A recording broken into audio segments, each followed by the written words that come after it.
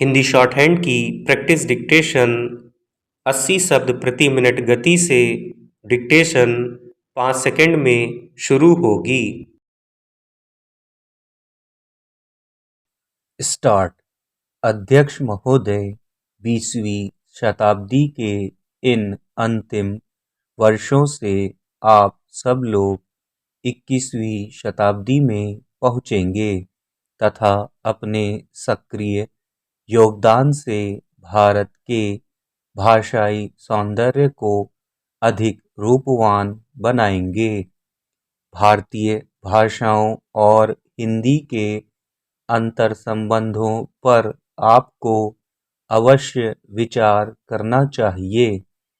यह ठीक वैसा ही है जैसा हम अलग अलग राज्य इकाइयों में रहते हैं, किंतु हर अर्थ में हम भारतीय हैं।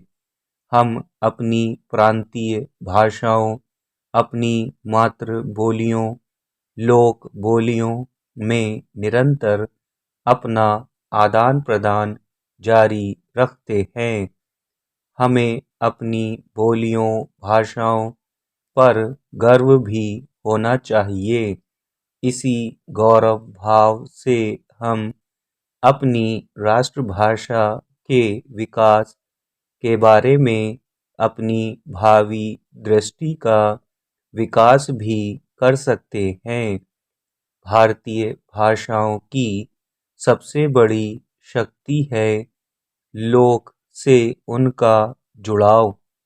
लोक यानी लोक जीवन, जिसे आसानी के लिए अपनी लोक जीवन की जड़ों से जुड़ाव भी कह सकते हैं।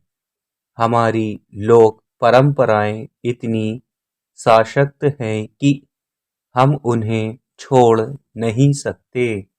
समझने के लिए कह सकते हैं कि पश्चिम की 5 सितारा संस्कृति में हमारा लहंगा या हमारी इडली हमें अपने परिवेश से ला जोड़ती है। आधुनिकता और उत्तर आधुनिकता ने जितने तेजी से हमारे लोक जीवन की परंपरा को स्वीकार किया है, उतना तो हमारे मध्यकालीन स्वभाव ने नहीं किया। हमारी हर भाषा का अपना अतीत है। हर भाषा की बोली या बोलियां का समुच्चय है, अर्थात हम अपनी प्राचीन संस्कृति से जुड़े हैं। यह शक्ति हमारे तमाम जीवन संबंधी क्रियाकलापों से जुड़ी है। आप लोगों ने शिक्षा की दक्षता प्राप्त की है। क्या कोई शिक्षा भाषा के बिना हो सकती है? स्पष्ट है कि आपका उत्तर नहीं में होगा, परंतु यहाँ एक प्रश्न यह भी कि क्या हम केवल एक भाषावादी हैं? जाहिर है हम घर में भोजपुरी, बुंदेली, कोंकणी आदि बोलते हैं, तथापि ये बोलियों दाक्षिणात्य बोलियां हमारी भाषाओं को शक्ति और ऊर्जा पहुंचाने वाली है। हमारी भाषाओं का लोक क्षेत्र अत्यंत विकसित है और यह हमारी भाषाओं की अद्भुत शक्ति है।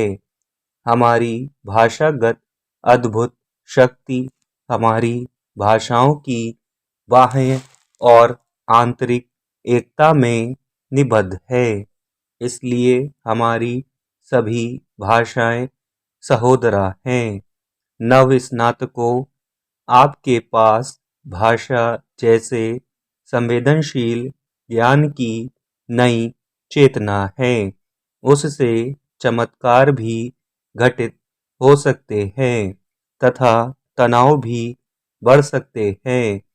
यदि आप भारतीय समाज के भाषाई आचरण की पड़ताल करें तो पाएंगे कि प्रत्येक भाषा और बोली अपने क्षेत्र में लोकप्रिय है।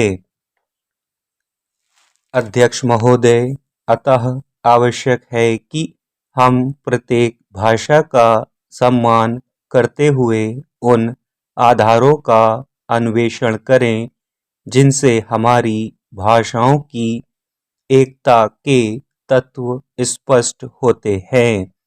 इस कार्य से हम दूसरी भाषाओं के बारे में जानकारी प्राप्त कर सकते हैं तथा अपनी भाषा को समृद्ध कर सकते हैं। वास्तव में यह कार्य सदियों से भारतीय जनमानस द्वारा सतत जारी है।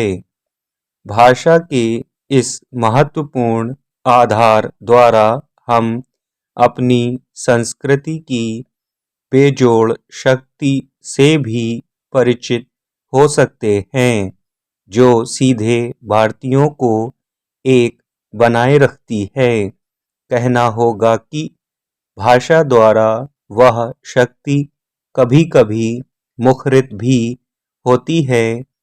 हमारे समय की मुख्य चुनौती यही है कि हम अपनी एकता को खंडित न होने दें। बाहरी और भीतरी, दृश्य और अदृश्य ऐसे अनेक आक्रमण हैं जो स्वार्थी शक्तियों द्वारा लगातार किए जा रहे हैं। उदाहरण के लिए, भारत में भाषाओं के आपसी संबंध कहीं भी कटुतापूर्ण नहीं हैं, किंतु स्वार्थी शक्तियां एक महत्तम भारतीय भाषा के विरुद्ध द्वेषपूर्ण भावना को राजनीतिक औजार के रूप में इस्तेमाल कर रही है। यदि समय रहते हम सचेत न हुए तो जैसा आप देखते हैं, भारत में विखंडवादी शक्तियां तरह तरह के विभेद सामने ले आएंगी। एक सजग भारतीय नागरिक के नाते आपका यह कर्तव्य है कि आप जीवन कर्म में भारतीयता, भारतीय संस्कृति और भारतीय भाषाओं के प्रति अपनी निष्ठा अटूट रखें। हमारी भाषाओं का विकास एक दूसरे से सहसंपर्क से ही संभव है। मेरी कामना है कि आप अगली शताब्दी में इस सहसंपर्क को अधिक तीव्र और अर्थवान बनाएंगे। भाषाओं के परस्पर विकास के लिए परंपरागत ढंग से कार्य करना बहुत उचित नहीं है। विश्व की बदली हुई परिस्थितियों में हमें भी स्वयं को अवश्य बदलना है।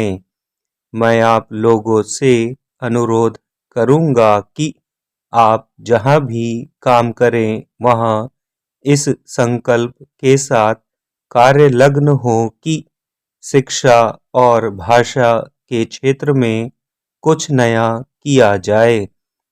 स्पष्ट है, मेरा संकेत भाषा शिक्षण में नई पद्धतियों का प्रवेश कराना तथा नए यंत्रों के प्रयोग से है।